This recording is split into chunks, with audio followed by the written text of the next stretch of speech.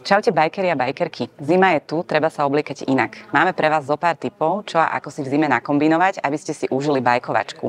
Rozhodne nie je potrebné naobliekať sa ako cibula. Jednoduché pravidlo je, že sa obliekate ako na zimný beh alebo ski alp a pribalíte si aj ďalšie vrstvy suchého oblečenia na prezlečenie sa. Ideálny materiál je taký, ktorý je teplý, priedušný, rýchlo schnúci, ako je merino. Najmä tie najspodnejšie vrstvy chcete mať materiál, ktorý dýcha a rýchlo schne. Fajn je mať aj neprefúkavú vestu, udržuje hruď v teple a pribalte si aj ďalšiu hrejivú vrstvu a nejakú neprefúkavú a nepremokavú bundu, môže byť z Goratexu.